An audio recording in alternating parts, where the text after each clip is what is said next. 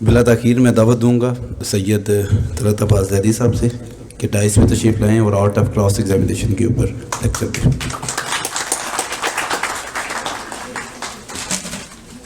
بسم اللہ الرحمن الرحیم۔ اسٹیج پہ تشریف فرما جناب صدر، جناب سیکرٹری جنرل صاحب، اسٹیج کی اس طرف تشریف فرما جناب استادوں کے استاد قمر افضل صاحب اور واجد گیلانی صاحب جن کا یہ حال بھی ہے، اور آپ سب دوستوں کو میں بہت شکریہ آپ کا ادا کرتا ہوں کہ آپ یہاں تشریف لائے۔ صدر صاحب نے فرمایا ہے کہ جو لائرز ہاسپٹل ہے اس کے لیے انہوں نے ظاہر ہمیں لکھا بھی، لیکن ہم یہ سمجھتے ہیں کہ راولپنڈی بار اسلام آباد راولپنڈی بار کا ہی حصہ ہے، اس لیے کوئی ایم او یو تو ہم کریں گے فارملی، ہو نہ ہو آپ اس کے اپسو فیکٹو کہہ لیں یا خود کہہ لیں، آپ اس کے ممبر ہیں اور آپ کو وہ تمام سہولیات میسر آئیں گی جو ہمیں میسر آئیں گی۔ تو میں یہ کوئی احسان نہیں ہے، یہ آپ ہمارا حصہ ہیں، اس میں کوئی تفریق نہیں ہوگی۔ مجھے ایک مشکل سبجیکٹ میں ڈالا گیا ہے اور قمر افضل صاحب کے سامنے تو یہ باتیں کرنا میرے لیے ویسے ہی بڑی میں یہ سمجھتا ہوں مشکل ہوں گی۔ بہرحال since it is a long subject, since it's an art, تو میں یہ بغیر وقت ضائع کیے بغیر وی گو ٹو دی سبجیکٹ۔ گزارش یہ ہے کہ cross examination is an art, اور آرٹ ہر آدمی کا مختلف ہوا کرتا ہے۔ It varies from person to person, ہر کراس ایگزامینر کا یہ آرٹ مختلف ہوتا ہے، لیکن اس کے کچھ چیدہ اصول طے کر دیے جاتے ہیں، اور اساتذہ نے جو نسخے دیے ہیں ان میں سے پھر ان پر عمل پیرا ہو کر جو آپ چلتے ہیں تو رفتہ رفتہ آپ سیکھتے جاتے ہیں۔ جیسے آپ ڈرائیونگ میں آپ پہلا دن آپ کا اور ہوتا ہے، اور ایک مہینے کے بعد اگر آپ ریگولرلی ڈرائیو کر رہے ہیں تو آپ کی پریکٹس میں وہ آپ کو کمانڈ حاصل ہو جاتی ہے، اور یہی اگر سالوں پر محیط ہو جائے تو آپ کہیں دیکھ رہے ہوتے ہیں اور آپ گاڑی چلا رہے ہوتے ہیں۔ اسی طرح کراس ایگزامینیشن جو ہے وہ آپ کی پریکٹس سے، آپ کے بار بار کرنے سے آئے گی، اور یہ وہ مختلف اور مشکل سبجیکٹ ہے۔ اسپیشلی میں چونکہ میری سائڈ جو ہے وہ کرمنل سائڈ ہے، میں اسی حوالے سے ہی آپ کو آج بتاؤں گا۔ تو چونکہ سنس اٹ از یہ بہت مشکل سی چیز ہے جو آپ میں ابتدائی سٹیج پہ لگتی ہے، لیکن جو ہم وقت رفتہ کے ساتھ اس کے ساتھ چلتے جاتے ہیں تو میں آہستہ آہستہ اس پہ کمانڈ حاصل ہو جاتی ہے۔ کرمنل سائڈ پہ آپ کا مقدمہ کراس ایگزامینیشن سے نہایت خراب ہو سکتا ہے اور کراس ایگزامینیشن سے بہت بہتر ہو سکتا ہے۔ تو اس کے لیے ایک کلیہ اساتذہ نے بتایا ہے، اور وہ آپ نے کئی بار سنا ہوگا، بار سنا ہوگا، کہ اذان ہو رہی ہے تھوڑا دیر۔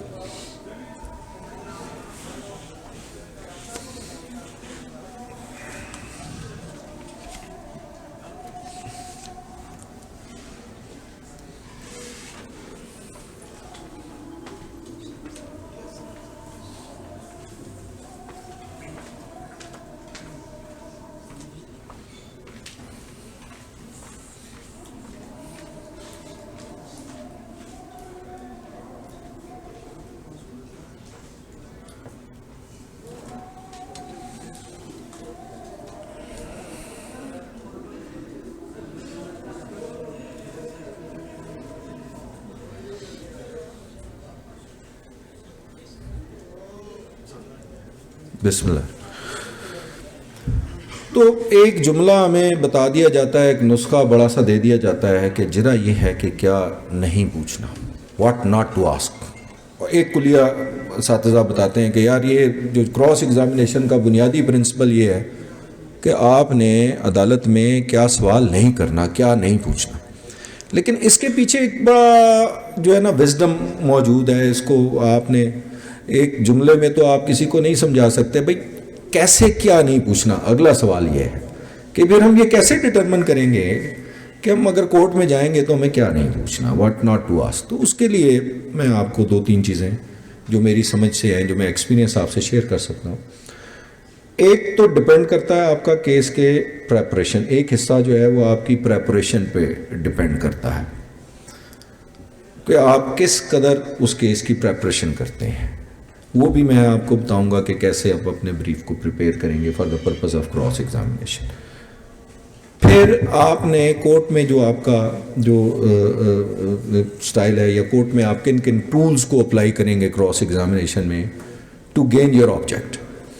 اور پھر آخر میں آپ کو ایک چشمدید گواہ 302 کے مقدمے کے چشمدید گواہ کا جو ایک سیٹ نمونہ ہے یا کہہ سکتے ہیں کہ ایک سیٹ جو اس کا آپ سمجھ لیں کہ جس سیٹ پیٹرن کے اوپر جرا کی جاتی ہے آئی وٹنس کی، وہ آپ کو دے دوں گا کہ نارملی اگر آپ کی خود پریپریشن نہیں ہے تو پھر اس فارمولے کے تحت آپ کراس ایگزامینیشن کریں. For the purpose of preparation میں آپ نے دیکھا ہوگا کہ آپ کے پاس نارملی جو ریکارڈ ہوتا ہے وہ 3 فائلوں کے حصے میں ہوتا ہے. ایک کورٹ کا جو ہے 173 کی رپورٹ ہوتی، چالان جسے ہم کہتے ہیں، اس کے ساتھ ایک آرڈر شیٹ کورٹ کی چل رہی ہوتی ہے جو کورٹ نے اپنے ڈے ٹو ڈے آرڈرز یا ڈیٹ وائز لکھنے ہوتے ہیں، اور ایک پولیس فائل ہوتی ہے جو نائب کورٹ کے پاس ہوتی ہے.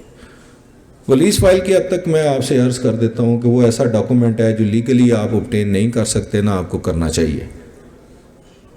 اگر آپ کی ایکسیس ہو جائے اس کو پڑھنے تک، اگر آپ کو کہیں موقع مل جائے تو بہترین یہ ہوگا کہ آپ اس کو دیکھ لیں کسی طریقے سے اگر آپ دیکھ سکتے ہیں.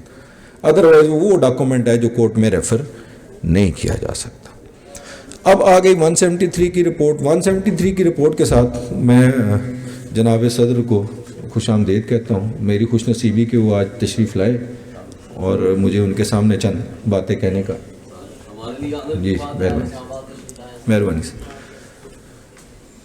تو آپ جو ہے وہ آپ کو فری آف کاسٹ جو کاپیز دی جاتی ہیں وہ ایک پرت 173، یعنی کہ وہ جو چالان کی رپورٹ ہے پوری، اس میں پولیس کی انویسٹیگیشن موجود ہے، اسے ہم پرت 173 کہتے ہیں، کہ اس کی کاپی دی جاتی ہے. اور اس کے ساتھ جو شہادت، زبانی شہادت جو اس نے تفتیشی افسر نے دوران تفتیش لکھی ہوتی ہے اس کی نقل دی جاتی ہے، ان کی نقل دی جاتی ہے. اور اس کے علاوہ آپ کو قوائف موقع دیے جاتے، یہ فری آف کاسٹ آپ کو ملتی ہے. لیکن بطور ایک وکیل کے آپ کی ذمہ داری ہے کہ آپ کو جوڈیشل ریکارڈ سارا پتہ ہو. تو اس کے لیے آپ اس 173 رپورٹ کی پوری کاپی، سرٹیفائڈ کاپی لے لیں. بے شک سرٹیفائڈ لے لیں جیسے آپ کے پاس آتی. اب اس کی تیاری کا مرحلہ ہے. تو پہلے اس رپورٹ کو آپ مکمل طور پر جس طرح آپ ایک سٹوری پڑھتے ہیں اس کو پڑھ لیجیے. یہ فرسٹ ریڈنگ ہوگی. سٹوری کی طرح اسے پڑھ لیجیے، ایک ایک لفظ پڑھتے جائیے. کچھ چیز آپ کی نظر سے، ہمارے استاد تھے سردار اسحاق صاحب، میں ویسے ان کے شاگرد چودھری زمرد حسین صاحب کا شاگرد ہوں. سردار صاحب آخری وقت میں بھی جب ٹرائل کرتے تھے تو ایک سمن، ایک وارنٹ، ایک اشتہار بھی ان کی نظر سے گزرا ہوا ہوتا تھا اور اس کے اوپر ان کے نوٹس موجود ہوتے تھے. تو پر 173 کو پورا پڑھیے اور اس کے ساتھ جتنے ڈاکومنٹس لگے ہوئے ہیں ان کو مکمل ایک دفعہ پڑھ لیجیے. یہ فرسٹ ریڈنگ ہے. سیکنڈ ریڈنگ میں اگر آپ جاتے ہیں تو پھر آپ ایک اچھی پینسل لیجیے اور جو جو چیزیں آپ کو اہم لگتی ہیں ان کو مارک کرتے جائیے اسی ریکارڈ میں سے. یہ آپ کی سیکنڈ ریڈنگ ہو جائے گی. تھرڈ ریڈنگ میں آ کر آپ نے اپنی جو پریپریشن فائل ہے اس کو تیار کرنا شروع کرنا ہے. اس کے لیے آپ نے، اگر آپ بہترین وکیل ہیں یا کرمنل سائٹ پہ اپنے آپ کو منوانا چاہتے ہیں، تو جو استغاثہ ہے، جو جس کی بنیاد پر FIR درج ہوئی ہے، میں نے اساتذہ کو اس کی ایک ایک لائن علیحدہ کر کے لکھتے دیکھا ہے. لیکن اگر آپ اتنا نہیں کرنا چاہتے تو کم از کم اس کی جو ہے ہاتھ سے، اپنے ہاتھ سے اس استغاثہ کو لکھ لیجیے، تاکہ لکھا ہوا آپ کو پھر کبھی بھی نہیں بھولے گا. آپ کا فریم ورک دیکھیں، آپ اگر کوئی بڑا ٹرالر چلاتا ہے ڈرائیور تو اس کو پتہ ہوتا ہے اس کی جو ہے گاڑی کی وڈتھ کیا ہے، لینتھ کیا ہے، اور اسی کے حساب سے وہ موڑ لیتا ہے. اسی طرح آپ کو اپنے کیس کے فیکٹس کے اوپر کمانڈ جب تک نہیں ہوگی تب تک آپ کراس ایگزامینیشن تو آپ سوچ بھی نہیں سکتے کہ آپ سے ہو سکے. تو پہلے مرحلے پر آپ جو ہے وہ استغاثہ تحریر کر لیجئے، اور اگر ہو سکے تو اس کی جو جتنے گواہان ہیں ان کے 161 کے بیان اگر آپ اپنے ہاتھ سے تحریر کر لیں تو بہت بہتر ہوگا. اگر پڑھ لیں تو چلیں. پھر اس کے بعد اس فائل کے بعد اگر آپ کے پاس کیس کوئی ہرٹ کا کیس ہے تو اس کی ایم ایل آر کو اپنے ہاتھ سے اس کی بیٹر کاپی بنائیے. ایم ایل آر کی یا پوسٹ مارٹم رپورٹ کی اپنے ہاتھ سے بیٹر کاپی بنائیے. مشکل الفاظ ہوتے ہیں میڈیکل جورسپروڈنس کے, ڈکشنری لے لیجئے ان کا, اگر آپ سمجھتے ہیں کہ آپ کو معنی سمجھ نہیں آ رہا تو ان کی وہ اپنی بیٹر کاپی کے اوپر ہی اس کے نوٹس لیتے جائیے. تو اب آپ کو جب آپ اس ایف آئی آر کا لکھ لیتے ہیں اور یہ بنا لیتے ہیں تو پھر اب آپ نے ایک 1 پیج بریف بنانا ہے. ہم نے اکثر اپنے سینئرز کے پاس, سردار صاحب کے پاس, آپ نے میری فائلوں میں بھی دیکھا ہوگا 1 پیج بریف جس کے اوپر آپ کا وقت وقوع, جائے وقوع سے تھانے کا فاصلہ, معاملہ استغاثہ کی تیاری کا وقت کیا ہے, ایف آئی آر کب اندراج ہوتی ہے, کس ملزم کا اس میں کیا رول ہے, اس کے ذمہ کیا ہے, اس کا ویپن کیا ہے, وہ اس نے کس کو ہرٹ کیا ہے, آگے میڈیکل رپورٹ کیا ہے, آگے اس سے گرفتار کب ہوا ہے اور اس سے ریکور کب کیا چیز ہوئی, موٹیو کیا ہے, برآمدگی کی ڈیٹیل کیا ہے. پھر نیچے آپ ایم ایل آر کی بھی ڈیٹیل نوٹ کر لیجئے, 1 پیج بریف بنا لیجئے, اس کے اوپر ایک ایک چیز آپ کے سامنے ہو. تب جب آپ کراس ایگزامینیشن کر رہے ہوں اور اگر آپ کا کوئی فیکٹ کنفیوز ہو رہا ہو تو آپ اپنے 1 پیج بریف سے اس کو اسی وقت ویریفائی کر سکتے ہیں سوال کرنے سے پہلے. تو اب آپ کے پاس ایک 1 پیج بریف آ گیا. اس کے علاوہ آپ کے پاس 161 کے بیانات اور آپ نے وہ کر لیا. ابھی ہم تیاری کے مرحلے میں استغاثہ بنا لیں. اس کے بعد آپ یوں کیجئے کہ ایک ایویڈنس شیٹ بنائیے, ایویڈنس کا چارٹ بنائیے اور اس کو الیبوریٹ کیجئے, اس کو تقسیم کیجئے سیٹس میں کہ کون سا گواہ کس سیٹ کا ہے. یعنی اگر 2 گواہ ایسے ہیں جن کی موجودگی میں پولیس نے موقع سے کوئی مٹی خون آلود لی ہے, کوئی خول وغیرہ لیے ہیں اور اس سیٹ کے 2 گواہ ہیں, کوئی موٹیو, اگر کوئی موٹیو کے گواہ رکھے گئے ہیں تو فرض کریں تو آپ موٹیو کا ایک سیٹ بنا لیں کہ اس کا نام, اس کا گواہ فضل دین ہے اور اس کا گواہ اس سیٹ کا اس پورشن پہ یہ گواہ موجود ہے. کوئی چشمدید گواہ ہے, آکولر کا گواہ ہے تو اس کے جتنے گواہ ہیں اس کا ایک سیٹ بنا لیجیے. اسی طرح ڈاکٹرز اور ریمیننگ جتنے سیٹ آف, ایک پوری لسٹ آپ کے پاس آ جائے, لیکن اس کو آپ کیٹیگرائز کیجئے سیٹ وائز کہ کون سا گواہ کس سیٹ کا ہے.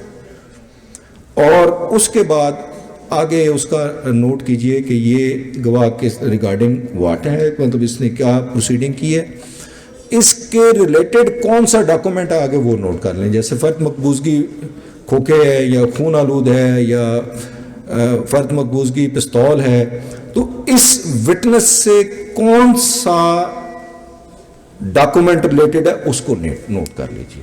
اور اس کے آگے پھر جو کیس پراپرٹی اس سے ریلیٹڈ ہے کہ اس کی موجودگی میں پستول برآمد ہوا ہے, ڈنڈا برآمد ہوا ہے, کوئی چیز برآمد ہوئی ہے, اس کا نوٹ لے لیجئے.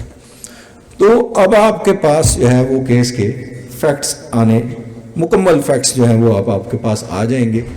سائٹ پلان کو اگر آپ شروع میں بھی کیا کرتا تھا کہ سائٹ پلان اپنے ہاتھ سے اس کا ڈرا کر لیا کرتا تھا. جیسے میں ایک بات کرتا ہوں, ایک ڈسٹنکشن آ جاتی ہے کہ فاصلہ 20 فٹ دیا ہوتا ہے, انجری کے اوپر بلیکننگ ہوتی ہے, تو ایک ایسی کنفرنٹیشن ہوتی ہے جو ڈیپ روٹڈلی اس کیس کو ڈسٹرکٹ کر سکتی ہے. تو اس لیے سائٹ پلان کا بھی, سائٹ پلان کو ویریفائی کیجئے اس نوٹ سے جو آپ کو انیشلی دیا گیا, وہ جو ہم اسے کہتے ہیں کہ جو اس کے واقعات کا جو ساتھ میں ایک تفتیشی کا لکھا ہوا نوٹس ہوتے ہیں, اس کے ساتھ ضرور ویریفائی کر لیجئے کہ یہ نقشہ اس کے مطابق ہے. اور اچھے وکیل جو ہیں وہ موقع پر جایا کرتے ہیں. If it is not dangerous تو جا کے موقع پہ کھڑے ہوں, اس کو ویریفائی کریں نقشے کو, آپ کو پتہ لگے کہ رشید کون سی جگہ کھڑا ہے, بشیر کون سی جگہ کھڑا ہے, مقتول کون سی جگہ ہے. اس جگہ پہ جب آپ جائیں گے تو آپ کو اندازہ ہو جائے گا کہ پلیس آف اکرنس پلین ہے یا اونچی نیچی ہے. پھر آپ دیکھ سکتے ہیں کہ ایک آدمی کو اگر گردن پہ وار لگا ہے, فائر لگا ہے, اور اس کا ایگزٹ جو ہے وہ اس کے اسپائنل کارڈ سے ہے, تو آپ ویریفائی وہ دیکھیں گے کہ جگہ اونچی نیچی ہے. تو آپ اس وقت احتیاط کریں گے سوال کرتے ہوئے کہ کہیں یہ بات جو ہے یہاں سے ویریفائی نہ ہو جائے کہ میں جناب وہ کیسی جگہ تھی، وہ اگر وہ کہہ دے اونچی نیچی تھی اور وہ اونچے مقام پہ کھڑا تھا جس کو فائر لگا نہیں تھا، تو یہ تو ٹیلی ہو جائے گا. تو اگر آپ اپنا موقع دیکھ کے آئیں گے خود سے تو آپ کو پتہ ہوگا کہ میں نے کیا نہیں پوچھنا، کیونکہ اس کی موقع کی نوعیت بھی پتہ لگی. تو یوں اب آپ کا فائل کے اوپر پورا ویژن کلیئر ہو گیا ہے. اب آپ کو فیکٹس پر کمانڈ ہو گئی. تو فیکٹس پر جب آپ کو کمانڈ ہو جائے تو پھر اگلا مرحلہ ہوتا ہے، میں نے عرض کیا تھا اگر آپ پولیس فائل تک اگر آپ کو ایکسیس ہے تو آپ دیکھ لیجئے کہ جب آپ کا ملزم گرفتار ہوا تو اس کا یہ first version of accused can be used by the accused in the court. آپ کورٹ سے استدعا کر کے اس کے فرسٹ ورژن کو ریکارڈ پہ لا سکتے ہیں، though it is part of police file. اس حد تک آپ کو ایکسیس ہوتی ہے. تو آپ ان سے پولیس فائل سے کہیں سے اپنے ملزم کا پہلا دیا ہوا بیان بھی ضرور پڑھ لیں. وہ آپ کے نظر سے گزرا ہونا چاہیے کہ آپ کے ایکیوزڈ کی کیا سٹیٹمنٹ ہے. اگر آپ اس کے مطابق ڈیفنس لے رہے ہیں، وہاں سے جنریٹ کر رہے ہیں، تو آپ کا کیس ان لائن اسی ڈیفنس کے اوپر ہوگا. اور اگر آپ کہیں اور سے ادروائز ڈیفنس لینا چاہتے ہیں تو آپ ڈیویٹ کریں گے اور اس کے لیے آپ اپنی ریزننگ بناتے جائیں گے. تو اب آپ کو فرسٹ ورژن بھی پتہ لگ گیا. جب آپ کو فیکٹس کے اوپر گرپ ہو گئی تو اگلا مرحلہ یہ ہوتا ہے کہ آپ نے اپنا ڈیفنس بنانا ہوتا ہے کہ ایلیگیشن یہ ہے اور اب میرا ڈیفنس کیا ہے. اچھا، ڈیفنسز کوئی 7-8 ہے، کوئی اتنی بڑی یہ کوئی راکٹ سائنس نہیں ہے، لیکن پرہیپس میری اطلاع کے مطابق یہاں ڈیفنس کے اوپر ایک پلی آف ایکیوز پہ جو ہے وہ ایک لیکچر بھی ہو چکا ہے، لیکن میں شاید کچھ ایڈ کر دوں اس میں. ڈیفنسز کیا ہے؟ دیکھیں، ڈیفنس بنانے کے لیے جو سب سے اہم چیز ہوتی ہے وہ پلیس آف اکرنس ہوتا ہے اور اس کے بعد ٹائم آف اکرنس ہوتا ہے. دی پلیس آف اکرنس ایسا ہوتا ہے جس سے آپ اپنا ڈیفنس جو ہے وہ بنا سکتے ہیں. جیسے میں بات کرتا ہوں کہ ایک وقوع ہے جو ملزم کے گھر پر ہوا ہے اور جو کمپلیننٹ پارٹی ہے وہ وہاں تک چل کر آئی ہے، تو کیا ڈیفنس بنے گا؟ سیلف ڈیفنس بن سکتا ہے اگر میں بھی زخمی ہوں. ڈیفنس آپ کی پراپرٹی کی حد تک بن سکتا ہے. اور اگر میں اور اگر جائے وقوع جو ہے وہ مدعی کا گھر ہے تو پھر آپ کے پاس اور کوئی رستہ نہیں بنتا، آپ پرووکیشن کی طرف جا سکتے ہیں. پھر اگر کامن پلیس ہے تو آپ سڈن فائٹ، سڈن فلیئر آپ کی طرف جا سکتے ہیں، فری فائٹ کی طرف جا سکتے ہیں. تو یہ جائے وقوع سے آپ نے ڈٹرمن کرنا ہے، اور جائے وقوع سے ڈٹرمن کیا جا سکتا ہے. پھر آپ ٹیلی کریں گے کہ وہاں پہ آپ کا کیا ڈیفنس ہے. اچھا، یہ 3 ڈیفنسز تو آپ کو میں نے عرض کیا کہ آپ اس کے علاوہ جو ہے وہ اگر وقت وقوع مغرب کے قریب قریب ہے، یعنی کہ 7 بجے ہے اور سورج کے قریب قریب ہے، تو آپ اس کو پش کریں گے ٹورڈز ڈارک نائٹ اکرنس، ان سین اکرنس بنانے کے لیے وقت وقوع سے. اور اگر ارلی ان دا مارننگ کا ہے تو بھی آپ اس کو پش کریں گے کہ آپ پک ڈارک نائٹ کی طرف لے جائیں. تو پھر وقت وقوع بھی آپ کا ڈیفنس بنانے میں معاون ثابت ہو سکتا ہے. پھر پلی آف ایلیبائی ہے، لیکن یاد رکھیے گا پلی آف ایلیبائی جو ہے وہ ڈاکومنٹڈ ہو تو اس پر سٹینڈ کریں. اور اگر آپ کے پاس بہت ٹرسٹ ورتھی ہے، پولیس نے بلیو کر لیا، پھر تو آپ کو فائدہ دے گی. لیکن اگر پولیس اس کو بلیو نہیں کرتی تو اورل پلی آف ایلیبائی جو ہے وہ ویک کائنڈ آف ایلیبائی ہوتی ہے. اس کو لیتے ہوئے بھی آپ نے، کیونکہ پلی آف ایلیبائی آپ لیں گے تو پھر آپ کو وہ ثابت بھی کرنی پڑے گی. اس کے علاوہ ایک سمپل ڈیفنس ہوتا ہے، بہت سمپل ڈیفنس ہوتا ہے، اور وہ ہے ڈینائل. اور میں یہ سمجھتا ہوں کہ میری جو پریکٹس ہے اس میں denial is the best defence. Simple defence آپ ڈینائل کی طرف بھی جائیں گے تو اٹ از دی پروسیکیوشن. دیکھیں میری جاب جو ہے، ڈیفنس کی جاب جو ہے وہ ہے to create reasonable possibility of his version being true. اب اس کو ایکویٹ کیجئے to prove the case beyond the reasonable doubt. Beyond the reasonable doubt. اب burden is heavier at the shoulder of the prosecution. For me, I have to create reasonable possibility. I can create many reasonable possibilities. I can take 100 defenses. اس لیے denial is also a good defense. پر اس کو بھی facts and circumstances سے آپ نے دیکھنا پڑتا ہے. اور denial کے ساتھ نارملی اگر وہ circumstantial evidence کا کیس ہو تو ہم یہ کہتے ہیں جی false suspicion on the basis of false suspicion I have been. اگر میرے پاس کچھ بھی نہیں ہے کہنے کو تو پھر بھی میں یہ کہہ سکتا ہوں کہ یہ جو ہے on the basis of false suspicion. تو اس کے علاوہ ایک اور جو ہم نارملی ڈیفینس لیا کرتے ہیں اس کو میں ایکویٹ کروں گا کہ وٹنسز آر چانس وٹنسز. کیونکہ وٹنسز کو سب سے پہلے اپنی پریزنس اسٹیبلش کرنی ہوتی ہے موقع پہ کہ میں نے یہ وقوع دیکھا ہے. اگر انجرڈ وٹنس ہے اس کی تو پریزنس اسٹیبلش ہے. انجرڈ وٹنس ہے تو اس کی تو آپ ڈینائل پریزنس میں مشکل ہو جائے گی. لیکن اگر آئی وٹنسز انجرڈ نہیں ہیں اور ان کا ایڈریس کہیں اور کا ہے تو پھر آپ ان کو چانس وٹنس کے طور پہ اگر آپ اس کے اوپر آپ کرتے ہیں کراس ایگزامینیشن اس اینگل سے تو وہ اگر they fail to prove their presence at this part تو ساری کی ساری سٹوری جو ہے وہ پروسیکیوشن کی جو ہے وہ ڈس بلیف ہو جاتی ہے. تو دیز آر دی ڈیفینسز. ایک آپ نے اپنا ڈیفینس بھی اس اسٹیج تک تو ہم نے دیکھا کہ ہم نے اس کو 173 کی رپورٹ کو ایگزامن کیا, ہم نے استغاثہ کی بیٹر کاپی بنا لی, ہم نے 161 کے بیانات کی کاپی بنا لی, ہم نے ایویڈنس شیٹ بنا لی.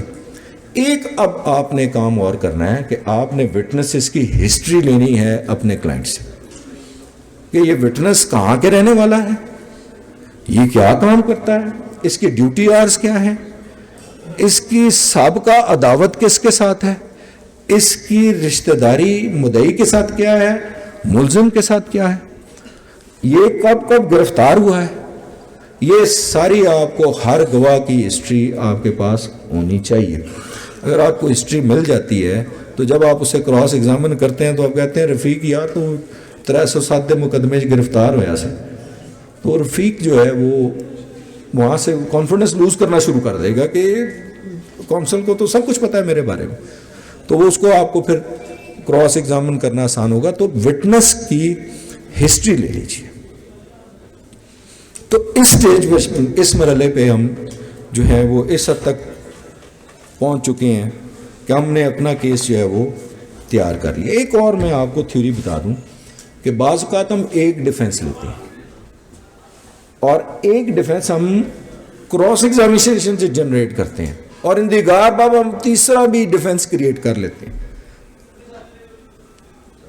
جیسے آپ ایک کیس ہے 2013 SCMR 383 میں اکثر ریفر کیا کرتا ہوں, اس میں ایکیوز نے سیلف ڈیفینس لیا تھا, جائے وقوع اس کے گھر کا تھا. اس نے کہا کہ میں نے سیلف ڈیفینس میں یہ مرڈر کیا, اور 342 میں بھی یہی اس کا اسٹیٹمنٹ تھا. لیکن کورٹ نے کہا یہ دونوں وٹنس جو ہیں یہاں کے رہنے والے نہیں ہیں اور ان دونوں کی موجودگی جس طرح یہ آکولر اکاؤنٹ دے رہے ہیں یہ میڈیکل ایویڈنس سے کنٹراڈکٹ کر رہی ہے, تو ہم ان دونوں کی موجودگی کو موقع پہ تسلیم نہیں کرتے اور ایکیوز کو بینیفٹ آف ڈاؤٹ دے کے انہوں نے ایکوٹ کر دیا. کیونکہ کراس ایگزامینیشن میں انہوں نے ایک ڈیفینس کے ساتھ دوسرا اور دوسرے کے ساتھ تیسرا بھی جنریٹ کر لیا تھا. تو بعض اوقات ہم سڈن پرووکیشن کے ساتھ فری فائٹ جو ہے وہ جنریٹ کر لیتے ہیں. تو گزارش یہ ہے کہ اپنے ڈیفینس پر کلیئر ہوں جب آپ جا رہے ہوں, اپنے ایویڈنس کے اوپر کلیئر ہوں, آپ کا اکوپمنٹ جو ہے وہ سارا ریڈی ہو. اب جو ٹول اپلائی کیے جاتے ہیں اس کے علاوہ آپ ذرا گیپسز بھی آپ کو نوٹ کر لیے ہوں گے کہ پروسیکیوشن کے کیس میں کہاں کہاں گیپ ہے. جب آپ کو پتہ لگ گیا ہوگا کہ نقشہ موقع پر ملزم کو 4 فٹ کے فاصلے پہ کھڑا کیا گیا ہے مقتول سے اور کوئی بلیکننگ, ٹیٹوئنگ, چیئرنگ کوئی ایسا چیز موجود نہیں ہے, تو یہ ایک گیپ ہے. اب جیسے ایک رات کا وقوع ہے اور کسی نے اس میں لائٹ کا ذکر نہیں کیا ایف آئی آر میں اور بیانوں میں، تو یہ ایک گیپ ہے. تو آپ کو یہ پتہ لگ گیا کہ جو گیپ ہیں وہ میں نے اپنی کراس ایگزامینیشن سے فل نہیں ہونے دینے. کم از کم جتنا کیس بن کے آئے اس کو وہاں تک رہنا ہے. ان چیزوں پر سوال نہیں کرنا جہاں پراسیکیوشن خاموش ہے اور پراسیکیوشن کو نقصان پہنچتا ہے. تو اگر فرض کریں ایف آئی آر میں لائٹ کا ذکر نہیں ہے تو آپ گواہ سے یہ پوچھنا پسند کریں گے کہ جناب اس وقت لائٹ جل رہی تھی یا نہیں، تو یہ گیپ آپ کے سوال سے فل ہو گیا. تو یہاں پر وہ بات آئے گی کہ آپ نے کیا نہیں پوچھنا. اپنے آپ کو ریسٹرینڈ کرنا کراس ایگزامینیشن میں سب سے بڑا مشکل کام ہوتا ہے کہ آپ اپنے آپ کو محدود کیسے کرتے ہیں. تو جو گیپسز آپ نے نوٹ کر لیے ان پر آپ نے سوال نہیں کرنا. فرض کریں گواہ آ کے کہہ دیتا ہے کہ جی اس وقت لائٹ جل رہی تھی اور ان کے پہلے بیان میں یہ نہیں ہوتا، تو آپ اسے کنفرنٹ کرائیں گے کہ جناب بیان میں لکھوایا تھا کہ یہ لائٹ جل رہی تھی، اور وہاں وہ اس ڈس آنیسٹ امپروومنٹ اس کی آپ نے ہائی لائٹ کر دینی. تو گیپسز آپ نے نوٹ کر لیے جب آپ نے فیکٹس کے اوپر کمانڈ حاصل کر لی. اب سر جو اس حد تک آپ کو پتہ بھی لگ گیا کہ جو گیپ ہیں وہ آپ نے فل نہیں ہونے دینے اور امپروومنٹ کو آپ نے کنفرنٹ کرا دینا ہے. ایک پرنسپل ہے جو پہلے پاکستان میں اپلیکیبل نہیں تھا، پھر 2019 کی ججمنٹ میں آیا، اور پھر اب کسی کیسز میں کئی کیسز میں اپلیکیبل ہو جاتا ہے، کہیں نہیں ہوتا. فالسس اونو فالسس ان اومنی بس، کہ اگر کوئی گواہ ایک نقطے پر جھوٹ بولے اور اس کا جھوٹ ثابت ہو جائے تو اس کی تمام ٹیسٹمنی کو، اس کی تمام شہادت کو رد کر دینا چاہیے. یہ یورپ میں اور اس طرف اپلیکیبل ہوا کرتا تھا. پھر 2019 میں سپریم کورٹ نے کہا کہ یہاں بھی یہ اپلائی ہونا چاہیے کہ جب وٹنس حلف آ کے دیتا ہے کہ میں اللہ کی قسم کھا کر کہتا ہوں کہ میں سچا بیان دوں گا، اور اس کے بعد دوسرے جملے میں وہ یہ کہتا ہے جی میں موقع پہ موجود تھا، اور اس کا جو ہے وہ اپنے حلف سے ڈیویٹ کر جاتا ہے، تو پھر ایسے گواہ کو کیوں بلیو کیا جائے؟ تو اب یہ پرنسپل جو ہے وہ آپ کے نوٹس میں ہونا چاہیے جب وائل کراس ایگزامننگ دی وٹنس. اب آپ اپنے بریف کے ساتھ کورٹ میں آ گئے ہیں. ایک پریکٹس بہت چل پڑی ہے جو آپ کے لیے نقصان دہ ہے. پریکٹس یہ ہے کہ جج صاحب عدالت کے اندر تشریف فرما نہیں ہوتے، وہ چیمبر میں بیٹھے ہوتے ہیں اور بیانات گواہ کے ریکارڈ ہو رہے ہوتے ہیں. پرانے وکلاء تو شاید اس سچویشن کو ہینڈل کر لیں، لیکن نئے آدمی کے لیے بہت مشکل ہوتا ہے. ایک عدالت میں آئے گواہ کا جج کے سامنے کھڑے ہو کر بات کرنے کا اس کے اوپر پریشر اور ہوتا ہے. اگر اس کو آپ جج صاحب نہ ہوں، اس کا بیان دینے کا ذرا صورتحال اور ہوگی. اور اگر جس طرح آج کل سول کیسز میں شہادت لکھی جاتی ہے کہ اسے کرسی میز کونے میں دے دیتے ہیں اور وہ بیٹھ جاتا ہے، اور پھر جب اس کا بیان ہوتا ہے تو اس کا کانفیڈنس لیول اور ہوتا ہے. تو کبھی بھی وٹنس کی اسٹیٹمنٹ وداؤٹ جج ریکارڈ نہ ہونے دیں، کیونکہ اگر وہ جھوٹ بولے گا تو جج اس کا ڈیمینیور نوٹ کرے گا، اس کو دیکھے گا کہ یار یہ کیسے، مطلب بات بات پہ جھوٹ نوٹ کرے گا بہت ساری چیزوں کو. لیکن اگر جج صاحب نہیں ہوں گے تو پھر انہوں نے فائل پڑھ کے فیصلہ کرنا. تو کوشش کریں کہ بیان عدالت کی عدم موجودگی میں نہ ہوں، اور ذرا بھی کوشش کریں کیونکہ وہ پھر ڈیویٹ کرے گا بات بات پہ. تو یہ پہلی ذمہ داری آپ کی عدالت میں داخل ہونے کے بعد یہ ہے کراس ایگزامینیشن کے لیے کہ آپ اس کو جو ہے وہ ان اٹینڈڈ نہ جانے.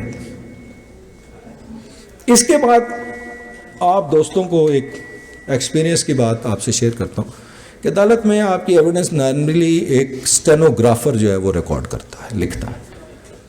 اچھا، وہ سیلریڈ پرسن ہوتا ہے، اس کی کوئی دلچسپی نہیں ہوتی، اور ظاہر ہے کام سارا دن اس نے ٹائپ رائٹنگ کرنی ہوتی ہے، وہ تھکاوٹ کا بھی شکار ہوتا ہے.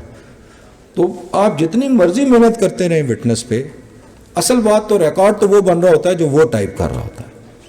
تو اس سے مسٹیکس ہو رہی ہوتی ہیں، وہ اونگ رہا ہوتا ہے، وہ تھکا ہوتا ہے، آپ کی توجہ اس طرف ہوتی ہے. کوشش کریں کہ کینلی آبزرو کریں ڈکٹیشن آف دی کورٹ کو، کہ کورٹ آپ کا سوال کیا ہے، اس نے کہا کیا ہے، جواب کیا لکھا گیا ہے، ڈکٹیٹ کیا ہوا. الفاظ سے کہانی بدل جایا کرتی ہے، بالکل کہانی بدل جایا کرتی ہے. میں ایک کیس کی آپ کو مثال دیتا ہوں کہ ایک وٹنس نے کہا کہ ہم وہ وہاں سے جا رہے تھے تو اچانک ملزمان ہمارے سامنے آ گئے اور انہوں نے ہم پر فائرنگ کھول دی. اب یہاں پر دو الفاظ لکھے جاتے ہیں. ایک لکھا جا سکتا ہے all of the sudden the accused came out came in front of us and made firing upon it. اب اسی جملے کو اگر یوں لکھایا جائے کہ the accused abruptly stood up and made firing upon it. دونوں کا زمین آسمان کا فرق ہے. اچانک سے ہڑبڑا کر اٹھ بیٹھنا اس کا مطلب یہ ہے they have no intention to kill, they have no preparation. لیکن since وہ آمنے سامنے آ گئے تو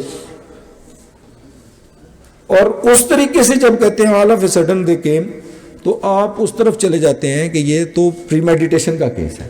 تو اگر ایک لفظ ہے نا abruptly اور all of a sudden، لیکن اس نے مقدمے کی شکل کو فیصلے کو تبدیل کر دیا، کیونکہ وہ پھر ایک جنریٹ ہو جاتی ہے چیز آپ کی وہاں سے. تو ڈکٹیشن کو، کورٹ کی ڈکٹیشن کو کینلی آبزرو کریں اور اس کے اوپر جو ہے وہ آپ نظر رکھیں کہ کیا بیان ہو رہا ہے، کیا سنا جا رہا ہے اور کیا لکھا جا رہا ہے. واچفل رہنا ہے آپ نے. اگر واچفل نہیں ہوں گے تو ساری کی ساری کراس ایگزامینیشن جو اس کا رزلٹ ہے، جو تحریر کی صورت میں ریکارڈ پہ آنا ہے، وہ ویسٹ ہو جائے گا. تو کینلی واچ کریں، آبزرو کریں. جب آپ نئے ہوتے ہیں تو آپ اپنے سینئر کی فائل پڑھیں رات کو، جس میں انہوں نے کراس ایگزامینیشن کرنی ہے. صبح آپ نے جا کے وہاں پہ اپنی کورٹ میں اس کو واچ کریں کہ کیسے وہ بیان دے رہا ہے، سینئر کیا سوال کر رہا ہے، اور ان سوالوں میں پھر بات کیجئے اپنے سینئر سے. وہ آپ کو ایکسپلین کریں گے کہ یہ کویشچن میں نے کیوں کیا اور کون سے کویشچن میں نے کیوں چھوڑے. تو اب ایک تو مرحلہ یہ ہوا کہ ڈکٹیشن ہو گئی. ایک کراس ایگزامینیشن کا اصول میں نے مختلف کتابوں میں پڑھا ہے کہ آپ کراس ایگزامینیشن کرتے ہوئے with the very flat face cross examine کریں, with the very flat face. اگر آپ نے اس سے بہت کچھ گین بھی کر لیا ہے تو don't give any expression to it کہ آپ نے اس سے بہت کچھ لے لیا ہے. اور اگر آپ بہت نقصان بھی ہو گیا ہے تو بھی آپ نے with the flat face اس کو کراس اس کا کانفیڈنٹ لیول نہیں بڑھنے دینا ہوتا. دیکھیے میں ایک چھوٹی سی بات کرتا ہوں، یہ ہے تو آف دی ریکارڈ ہے. 5 سے 7 منٹ 10 منٹ ہوتے ہیں وکیل کے پاس گواہ پر قابو پانے کے. اس کے بعد گواہ قابو پا جاتا ہے. اس لیے آپ نے کوئی امپریشن نہیں چھوڑنا اس کے اوپر. کوشش کریں کہ آپ فوکس رہیں اپنے ڈیفنس کے اوپر، اپنے کیس کے اوپر. غیر ضروری سوالات، مطلب جو آپ کے ڈیفنس سے ریلیٹ ہی نہیں کرتے. فرض کریں آپ کا ڈیفنس ہے کہ آپ خود بھی انجرڈ ہیں، ادھر سے بھی انجریز آئی ہوئی ہیں، تو آپ سیلف ڈیفنس کا آپ نے لیا ہوا ہے یا فری فائٹ کا لیا ہوا ہے. تو پھر یہ بات کہ استغاثہ کتنے بجے روانہ ہوا، جبکہ آپ دونوں اسٹیٹمنٹس آ گئی، سارا کچھ آ گیا، اس حد تک مٹیریل بعض اوقات نہیں ہوتا. لیکن وہ کراس ایگزامن اس سبجیکٹ پہ کر کے ہم نے اس گواہ کو بعض اوقات ہم ان لائن کروا لیتے ہیں.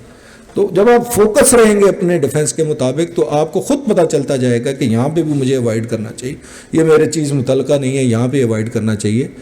کچھ فارمل وٹنسز ہوتے ہیں جن پہ کراس ایگزامینیشن ضروری ہوتا ہے اور کچھ پہ ضروری نہیں بھی ہوتا آپ کے ڈیفنس کے مطابق. تو جیسے اب فرض کریں پی ایف ایس اے کی رپورٹ جو ہے وہ نیگیٹو آئی ہوئی ہے، پسٹل کھوکھے لیے گئے، بھیجے گئے، پسٹل بھیجا گیا، پی ایف ایس اے کہتی ہے جی کہ یہ اس پستول سے فائر ہی نہیں ہوئے. تو پھر آپ کو کیا ضرورت ہے کہ آپ مرر مال خانہ پہ جرا کریں گے اس حوالے سے، جبکہ رپورٹ آپ کے کیونکہ یہ انکانسیکوینشل ہو گئی ریکوری. تو فوکس رہیں اور کانفیڈنٹ رہیں اور فلیٹ فیس کے ساتھ کراس. اگر آپ اس سے بہت اچھا بھی آپ نے گین کر لیا ہے تو آپ اس کو امپریشن مت دیں، وہ ویجیلنٹ ہو جائے گا. اور اگر آپ نے کچھ بھی نہیں گین کیا تب بھی آپ اسے امپریشن مت دیں کہ میں جو ہے وہ لوز کر گیا ہوں. کوشش کریں کہ آئی ٹو آئی کانٹیکٹ کے ساتھ اسے کراس ایگزامن کریں، آئی ٹو آئی کانٹیکٹ کے ساتھ اسے کراس ایگزامن کریں.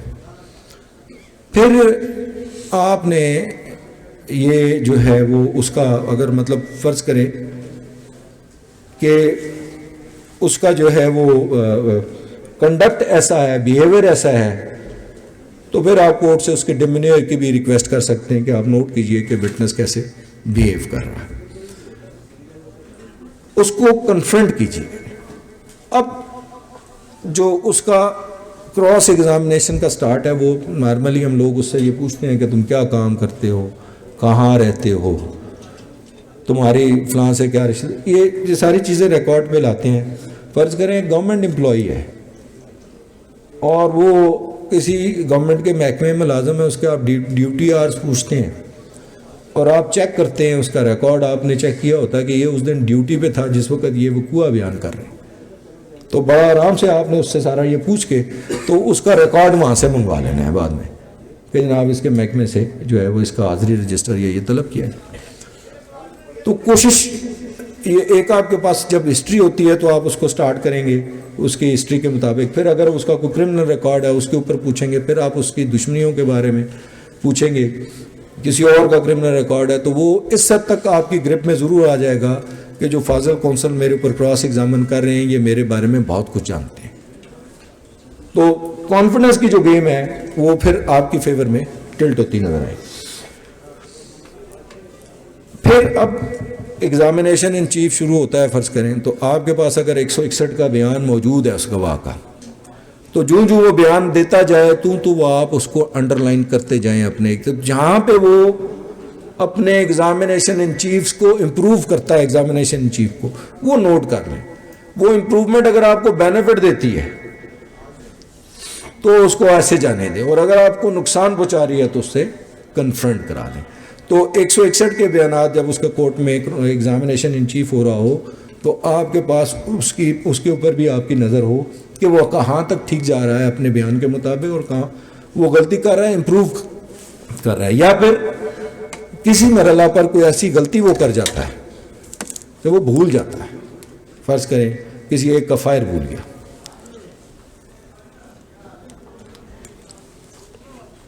تین ملزمان پہ فائرنگ الیج تھی، دو کا بتایا ایک کا وہ بھول گیا، آپ کے پاس نوٹ تھا، اب آپ جرا کرنے لگے ہیں تو کیا آپ پوچھنا چاہیں گے اس سے کہ بھائی وہ تیسرا فائر کہ تم نے لکھوایا تھا کس کو لگا؟ آپ کو نہیں پوچھنا چاہیے۔ تو جو امپروومنٹ آپ کو نقصان پہنچائے اس کے اوپر آپ کنفرنٹ کرائیں، جو آپ کو فائدہ دے اس کو آپ نے وہی پرنسپل جو کہ کیا نہیں پوچھنا اس پہ لا کے اس کو چھوڑ دیجیے۔ اب میں آپ سے عرض کرتا ہوں کہ کراس ایگزامینیشن کے 3 ٹول ہوا کرتے ہیں جو ہم اپلائی کرتے ہیں کراس ایگزامینیشن کے بیگ میں، سمجھے جیسے ایک مکینک کے ٹول ہوتے ہیں اس طرح۔ ایک ٹول ہوتا ہے انٹروگیٹری کوشچن، آپ انٹروگیٹ کرتے ہیں اس سے کچھ چیزیں۔ ایک ٹول ہوتا ہے لیڈنگ کوشچن کے بعد، آپ اسے لیڈنگ کوشچن سے ایک لائن کی طرف چلاتے ہیں، اور پھر فائنل ٹول جو آپ اپلائی کرتے ہیں وہ سجیشن کا ہوتا ہے۔ سجیشن آپ لاتے ہیں ڈیفنس کی صورت میں بھی، جیسے ایک گواہ کہتا ہے جی کہ اس کے بیان میں نہیں ہے کہ اس وقت جو ہے وہ لائٹ جل رہی تھی، اور وہ اپنے بیان میں کہتا ہے جی اس وقت تو لائٹ جل رہی تھی، تو آپ اسے کنفرنٹ کراتے ہیں کہ کیا آپ نے 161 کے بیان میں یہ بات تحریر کروا دی تھی کہ اس وقت لائٹ جل رہی تھی؟ تو وہ کہتا ہے جی میں نے تحریر کروا دی تھی۔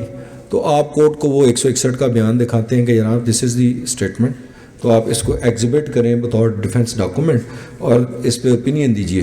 تو کورٹ دیکھتی ہے اس کو، اور وہ اردو میں کہا جاتا ہے تقابل کرایا گیا جہاں پر ایسا درج نہیں ہے، اور انگریزی میں کہتے ہیں confronted with exhibit D A where it is not so recorded. جب آپ یہ دے دیتے ہیں تو اس کے بعد آپ ساتھ میں ایک سجیشن کا ٹول اپلائی کرتے ہیں کہ جناب آپ نے یہ جان بوجھ کر بدنیتی سے جھوٹ بولا ہے، ہائی لائٹ کر دیتے ہیں اس کی اس پیوٹل پوائنٹ پہ امپروومنٹ کو۔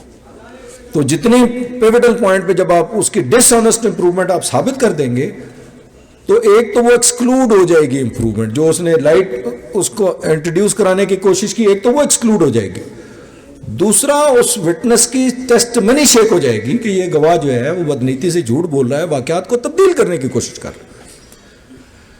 تو انٹروگیٹری کوشچن نارملی لوگ کرتے ہیں تضاد کریٹ کرانے کے لیے، کہ وہ کہتا ہے جی 4 بجے تھے، اس گواہ نے کہا جی 3 بجے تھے، اس نے کہا جی اس نے نیلے رنگ کے کپڑے پہنے ہوئے تھے، اس گواہ نے کہا جی کہ پیلے رنگ کے کپڑے. ایسے انٹروگیٹری کوشچن سے بعض اوقات آپ کو نقصان ہوتا ہے. اس لیے جو آپ کے ڈیفینس ریلیٹڈ نہ ہو، جو آپ کی اسکیم کے مطابق انٹروگیٹری کوشچن نہ ہو، ان کے اوپر اسے مت کریں.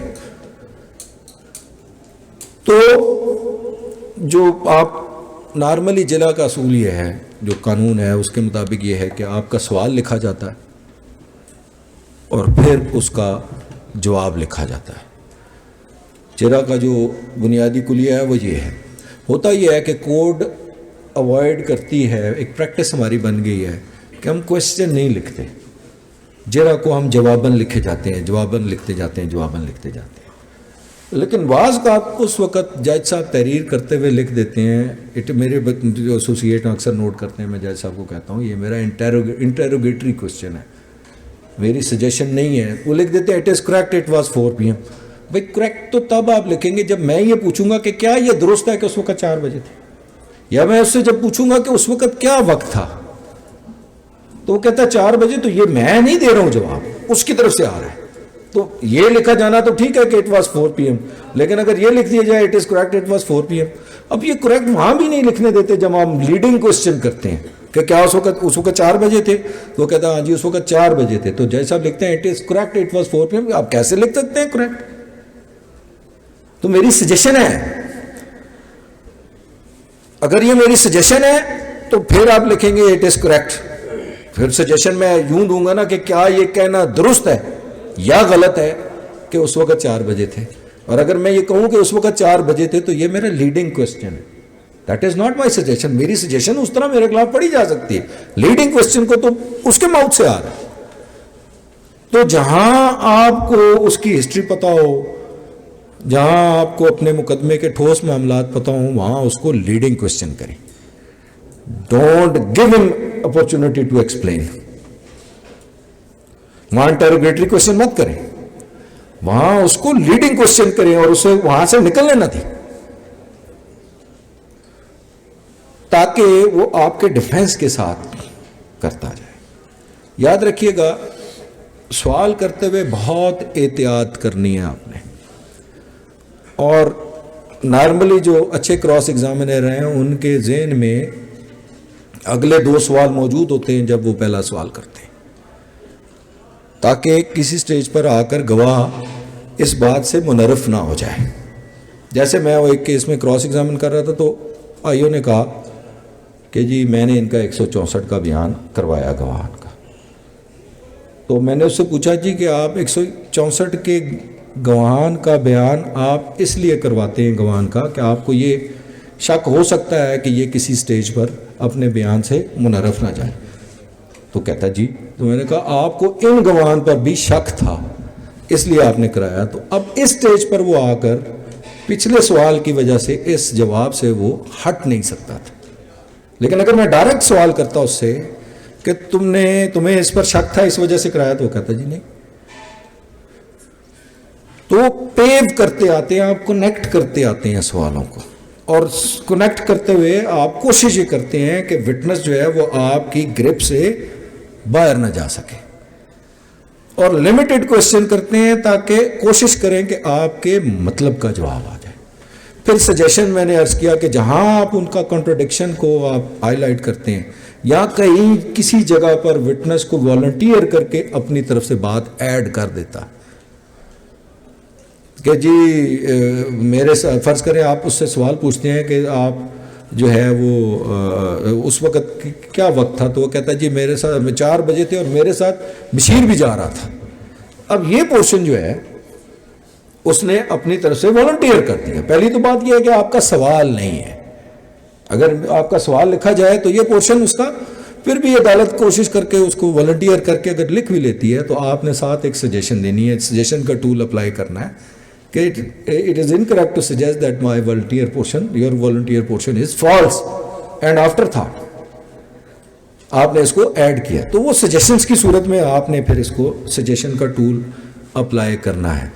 پھر فائنلی آپ نے سجیشن میں آپ کا جو ڈیفنس ہے وہ دینا ہے کہ اصل میں واقعہ یوں نہیں ہوا، یا اصل میں تم موقع پر موجود نہیں تھے، یا تم نے دشمنی کی وجہ سے ملوث کر دیا، اصل میں یہ ملزم بھی موقع پہ موجود نہیں تھا، وقوع ان دیکھا ہے، جو بھی آپ کا ڈیفنس ہے، آپ نے آئی وٹنسز کو پھر وہاں پہ اس وٹنس کو ضرور پٹ کرنا ہے، کیونکہ یہ موقع کی سٹوری لے کے آئے۔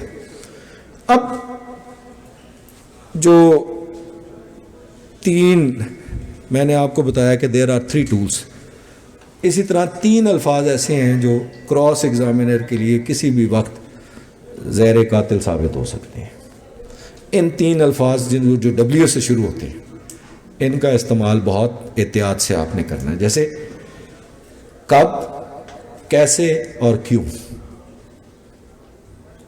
کسی بھی کوشچن میں دیکھیے جو آرگومنٹ آپ کوشچن کیے بغیر کر سکیں،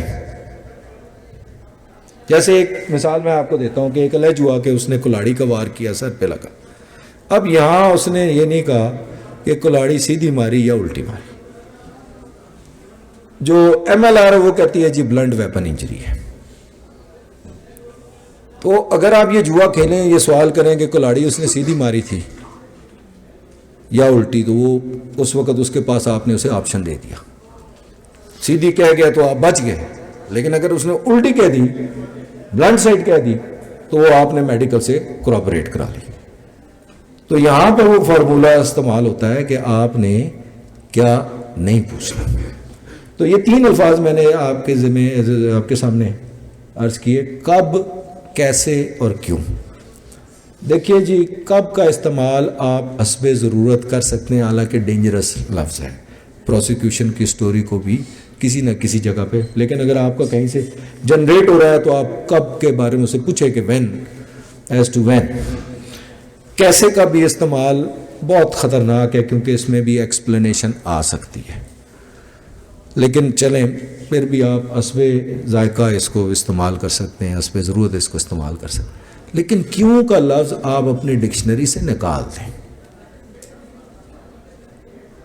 کبھی کسی وٹنس سے ایسا سوال کہ کیوں تم نے ایسا کیا، کیوں تم وہاں گئے، کیونکہ ایسے کیوں کے کسی بھی کیوں کے جواب میں وٹنس کو آپ you give an opportunity to give his own explanation whatever he wants.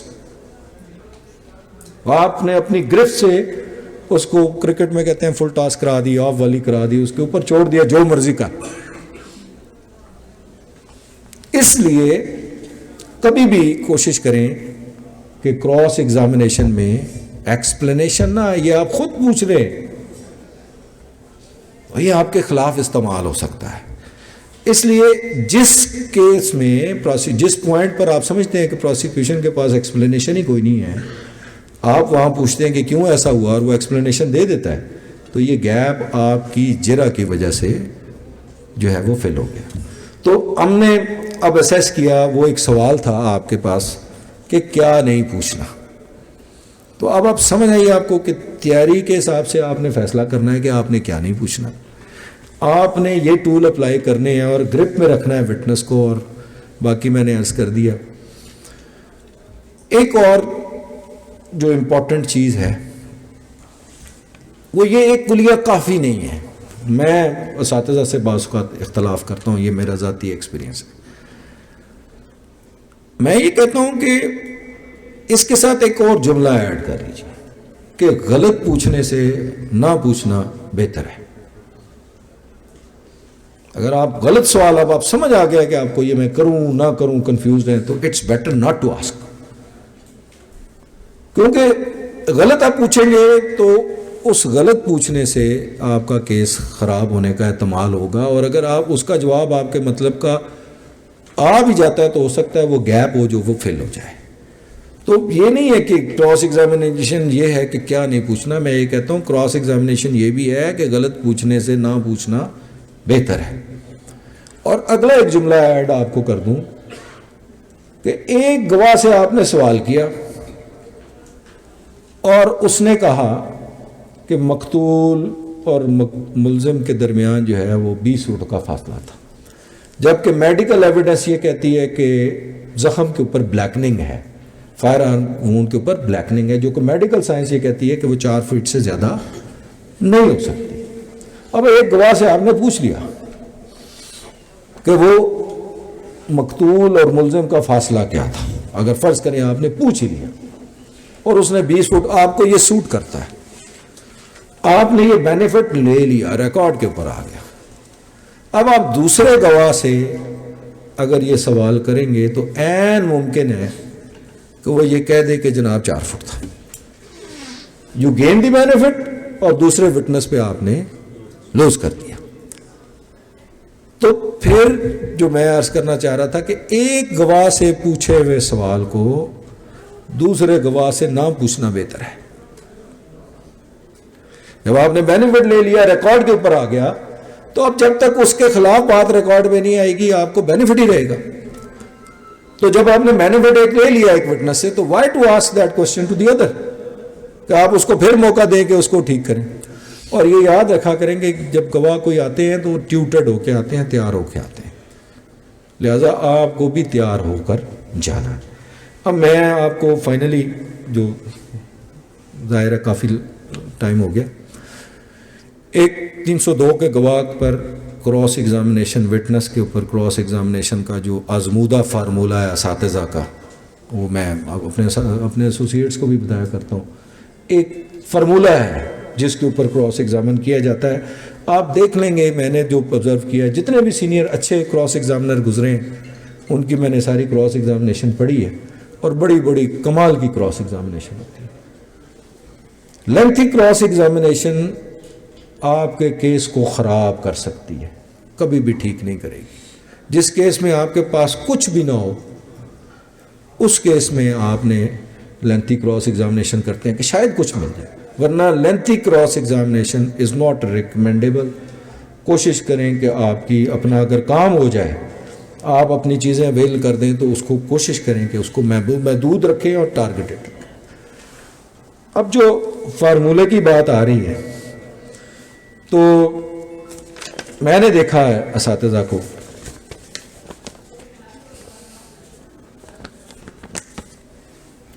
کہ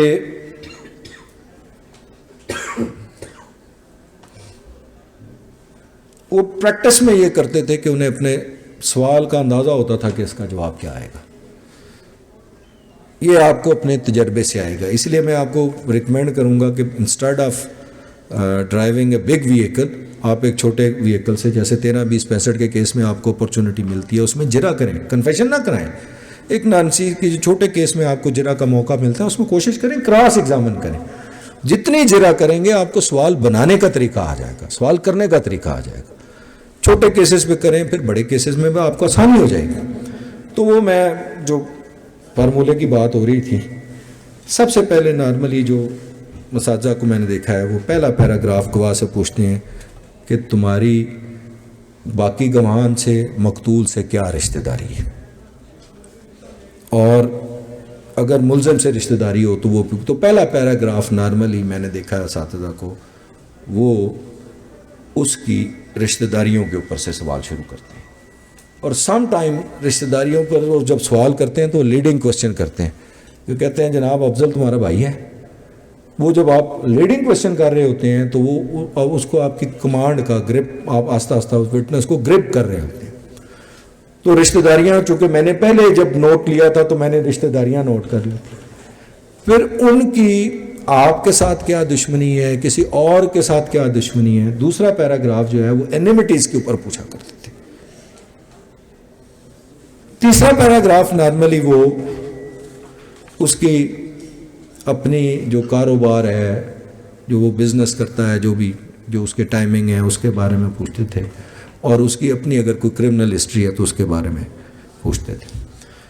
اس کے بعد یہ پیراگراف جب کمپلیٹ ہو جاتا ہے تو جو کنٹرڈکشن انہوں نے 161 کے بیانات میں سوٹ انہیں کرتی ہیں، وہ کنٹرڈکشن کے پیراگراف کے اوپر لے آیا کرتے تھے کہ تم نے فلاں جگہ یہ بیان دیا تھا. یہ کنفرنٹیشن اپنی مکمل کر لیتے ہیں. تو پہلے رشتہ داریاں، دشمنیاں، کاروبار، یہ ایک پیراگراف ہو گیا پریویس ہسٹری، اور اس کے بعد اس کے دوسرے پیراگراف میں نارملی وہ کنفرنٹیشنیں لاتے تھے، جتنے تضاد اس نے اپنے بیان میں کیے ہیں، جو امپروو کیا. پھر اس کے بعد جو ہے اگر ان کے کیس میں کوئی موٹیو الیج کیا گیا ہے، تیسرا پیراگراف نارملی موٹیو کے اوپر ہوا کرتا ہے کہ موٹیو کے اوپر وجہ انات جس کی وجہ سے یہ جرم ہوا اس کے اوپر کراس ایگزامن کرتے تھے اور اس کو شیک کرنے کی کوشش کرتے تھے. پچھلے دنوں میں کیس کر رہے تھے، اس میں موٹیو یہ تھا کہ 6 ماہ پہلے جھگڑا ہوا تھا، اس کی وجہ سے آج انہوں نے حملہ کیا. اب یہ 6 ماہ جو جھگڑا تھا یہ موٹیو تھا. پھر اس میں کراس ایگزامینیشن ہوئی کہ بھائی وہ کب ہوا، اس کا کوئی ضروری درخواست دی، کس کے سامنے، یہ سارا کچھ پوچھ کے تو اس کو شیک کیا گیا تھا کہ موٹیو جو ہے وہ تو موٹیو کا جو سبجیکٹ ہے وہ کراس ایگزامینیشن میں پیراگراف 3 آ جائے گا یا 4 آ جائے گا. اگلا وہ وقوع کو 3 حصوں میں تقسیم کیا جاتا ہے. وقوع کو، کسی بھی واقعے کو 3 حصوں میں تقسیم کرتے ہیں: pre concert, concert and after concert. قبل از وقوع اور وقوع کے بعد کے حالات. تو جب آپ کراس ایگزامن کرتے ہیں تو وقوع سے قبل کے واقعات میں آپ تھوڑے سے کمفرٹیبل ہوتے ہیں، اور اسی طرح وقوع کے بعد کون کون کہاں لے گیا، اسپتال کیسے پہنچے، تمہارے کپڑے خون، یہ چیزیں جو ہیں یہ بعد از وقت. اکرنس کے 3 حصے ہوتے ہیں. اگر وٹنس کو جب آپ پری کنسرٹ سٹارٹ کرتے ہیں آپ کو اندازہ ہوتا ہے کہ یہ کتنا اختیار ہے، تو instead of entering into the occurrence آپ جمپ کر کے آفٹر اکرنس چلے جاتے ہیں. آپ کو محسوس ہوتا ہے کہ یہ تو ہر پوائنٹ پہ تیار ہے یار. تو آفٹر دی اکرنس آپ پوچھتے ہیں، آفٹر دی کنسرٹ پوچھتے ہیں، اور پھر آپ کوشش کرتے ہیں کہ وہ کنسرٹ کے اوپر آ جائیں، وقوع کے اوپر آ جائیں. لیکن یہ جو وقوع ہے یہ ریڈ زون ہے. اگر کوئی انجرڈ وٹنس کا کیس نہیں ہے، اگر وہ آپ کی انجریز نہیں ہے، موقع پہ پریزنس اسٹیبلش نہیں ہو رہی، تو کوشش کریں کہ اس حصے میں بہت سیفلی داخل ہوں اور یہاں سے فوراً ایگزٹ لے لیں. وقوع کے اندر زیادہ دیر رہنا آپ کی کراس ایگزامینیشن کے لیے آپ کو نقصان دہ ہو سکتا ہے. لیکن اگر زخمی گواہ کا کیس ہے، کچھ 4 زخمی گواہ ہیں، آپ بھی زخمی ہیں، کوئی وجہ ہی نہیں ہے، آپ وہاں سے اسکپ ہو سکتے ہیں، تو پھر آپ وہاں پہ رہ کر اس کو ایکسپینڈ کر سکتے ہیں. جیسے گفتگو ہے پر تو اس پیریڈ کو ایکسپینڈ کر سکتے ہیں کہ تاکہ اس سے آپ اس کے پرووکیشن بنا لیں، اشتعال بنا لیں، فری فائٹ بنا لیں، پھر آپ اس ایریے میں رہ سکتے ہیں. ادروائز وقوع کے درمیان آپ کو کم رہنا. تو پھر میں نے عرض کیا آپ سے کہ پہلے رشتہ داریاں، دشمنی، ہسٹری، کاروبار، یہ سارا آپ ایک پیراگراف میں پوچھ لیتے ہیں، ایک پیراگراف میں اس کی کنفرنٹیشن کرا لیتے ہیں، ایک پیراگراف میں آپ موٹو پہ آ جاتے ہیں، اور اگلے پیراگراف میں آپ اکرنس کے اوپر آتے ہیں. اور اکرنس کے بھی آپ پھر 3 پارٹ کرتے ہیں، ایک بیفور دی اکرنس، ایک اکرنس، اور ایک آفٹر دی اکرنس. تو وٹنس اگر تیار نہیں ہے، لیزی ہے، سلو ہے، تو آپ وہاں سے ہی انٹر ہو کے آگے نکل جاتے ہیں. لیکن اگر آپ دیکھتے ہیں کہ تیار ہے تو پھر آپ بعد کی چیزیں پوچھتے ہیں، پھر اس کو واپس لاتے ہیں تاکہ اس وقوع سے اس کی توجہ تھوڑی بہت ہٹ جائے. پھر جب آپ یہ کر لیتے ہیں تو پھر فائنل پورشن ہوتا ہے آپ کے ڈیفنس کا، سجیشن کا، اور آپ فائنلی سجیسٹ دیتے ہیں کہ یہ وقوع، سجیسٹ کرتے ہیں کہ یہ وقوع آپ کا جو ڈیفنس ہے آپ سجیشن پٹ کر لیتے ہیں. تو یوں آپ کی ایک آئی وٹنس کی کراس ایگزامینیشن کمپلیٹ ہو جاتی ہے. اور آخری سجیشن جو راؤنڈنگ سجیشن ہوتی ہے وہ ہم ضرور دیتے ہیں کہ it is incorrect to suggest that I depose falsely, کہ اگر کوئی کمی بیشی کسی سوال میں رہ گئی ہے یا کسی پورشن آف ایویڈنس کو اس نے اسٹیٹمنٹ دی ہے اور آپ نے چیلنج نہیں کیا، اس پورشن پہ آپ نے کراس ایگزامن نہیں کیا، تو فائنلی راؤنڈنگ اس کو کر کے تو وہ کور کر لیتی ہے. اب 2-3 گزارشات اور کرتا ہوں. ہو سکتا ہے میں آپ کو پوری طریقے سے یہ بات نہ بتا سکوں، سمجھا سکوں، یا اس سبجیکٹ کے اوپر میری کمانڈ اس طرح نہ ہو، لیکن بڑے اچھے کراس ایگزامنر گزرے ہیں. اگر آپ اور کچھ نہیں کر سکتے تو کم از کم کوشش کریں کہ ان کی ہوئی فائلیں آپ کو، کراس ایگزامینیشن کی ہوئی فائلیں کہیں سے مل جائیں. ریکمینڈیبل، سب سے اسٹرانگلی ریکمینڈیبل نام جو ہے وہ احسان قادر شاہ صاحب کا ہے سرگودا سے. اگر آپ کو ان کی بنی ہوئی کوئی فائل مل جائے تو آپ فارمیٹ کے طور پہ رکھیں. آپ کو پتہ چلے کہ میں نے اب اس گواہ پہ جرح کرنی ہے، تو ایک طریقہ یہ ہے کہ آپ ان کی جرح پڑھ کے جائیں، آپ کو اندازہ ہوگا کہ میں نے اس کو کہاں پہ ٹریپ کرنا ہے. اگر آپ اسی طرح ملک رفیق صاحب، ان کی پروبیبلٹیز کے اوپر کمال جرح ہوتی تھی. سردار اسحاق صاحب ہو گئے، ملک رب نواز نون ہو گئے، چودھری زمرد صاحب، بڑے بڑے اچھے یہاں پہ آپ کے سینئر بہت اچھے رہے ہیں. ان کی کوئی بنی ہوئی آپ کو فائل مل جائے تو وہ فائلیں اپنے پاس نمونے کے طور پہ رکھیے. اگر آپ اچھے کراس ایگزامینر میری طرح نہیں بن سکتے تو نقل ضرور مار سکتے ہیں, کم از کم آپ وہاں سے کچھ آئیڈیاز آپ کو ضرور آ جائیں گے. اس کے علاوہ سر آپ اچھے آتھرس کی بک پڑھ سکتے ہیں اس کے اوپر, کراس ایگزامینیشنس کے اوپر. پھر ایک آخری حال جو میں نے ایک دفعہ اپنے ایک دوست کو بتایا, وہ مرحوم دنیا میں نہیں ہے, تو انہوں نے مجھے, چودھری وارث صاحب کی بات کر رہا ہوں, بھائی تھے میرے, تو ایک سوال کیا کہ یار ڈیفینس کیسے بناتے ہیں؟ میں کہ یار آسان سا طریقہ, بیٹھتے ہیں 1 سال کے سارے کرمنل رسالے, کرمنل سائٹ کے جتنے رسالے ہیں وہ سارے جو آپ کے ڈائجسٹ ہیں وہ نکالتے ہیں, اس میں ریلیٹڈ دیکھتے ہیں وقوع کے مطابق ہمارا کیا ڈیفینس بنتا ہے, لوگوں نے کیا ڈیفینس لیے ہوئے. اگر ہمارے وقوع سے کوئی میچ کرتا ہے اور ڈیفینس اس کے اندر ہوتا ہے تو آپ 4-5 دیکھ کے تو اس کے مطابق آپ اپنا ڈیفینس بھی لے. یہ چیزیں وہاں سے بھی آپ ارن کر سکتے ہیں. تو یہ جو ڈائجسٹ ہیں منتھلی, ان کو ضرور پڑھیے. Thank you very much. میں اگر کوئی ایڈ کر سکا اور کسی نے میری گل چنگی نہ لگی ہوئی تو معافی چاہتا ہوں. بہت شکریہ.